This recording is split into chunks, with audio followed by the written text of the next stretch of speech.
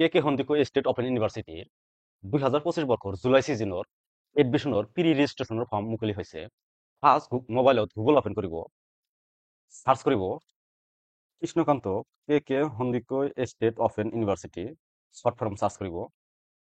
First ৱেবছাইটত visit কৰিব। এনেকুৱা ইণ্টাৰফেচ আহিব। মোবাইলৰ সহায়ত অপেন কৰিলে এনেকুৱা ইণ্টাৰফেচ আহিব। তলত আহিব ইয়াতে চাব pre registration for July 2025 admission. ইয়াতে ক্লিক কৰিব। ক্লিক কৰাৰ পিছত এনেকুৱা ইণ্টাৰফেচ আহিব। ইয়াতে নাম, হোৱাটছআপ নম্বৰ, কোনটো প্ৰগ্ৰামৰ কাৰণে আপুনি এডমিশ্যন হ'ব বিচাৰিছে ইয়াৰ পৰা চিলেক্ট কৰি দিব। তাৰপিছত আপোনাৰ ইমেইল আইডি, মোবাইল নম্বৰ আৰু কেপচা দি ছাবমিট মাৰি দিলে আপোনাৰ প্ৰি ৰেজিষ্ট্ৰেশ্যন কমপ্লিট হৈ যাব। এডমিশ্যনৰ ডেট এতিয়ালৈকে দিয়া নাই। যেতিয়াই অনলাইন ফৰ্ম মুকলি হয় তেতিয়াই আপোনাক ইনফৰ্ম কৰি দিব হোৱাটছআপৰ জগত বা টেক্সট মেছেজ বা ইমেইল আইডিৰ সহায়ত আপোনাক ইনফৰ্ম কৰি দিব।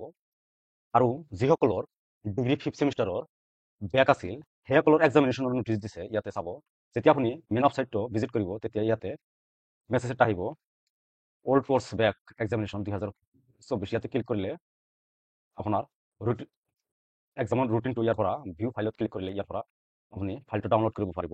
জুন মাহৰ 5 তাৰিখৰ পৰা এক্সামটো আৰম্ভ হ'ব।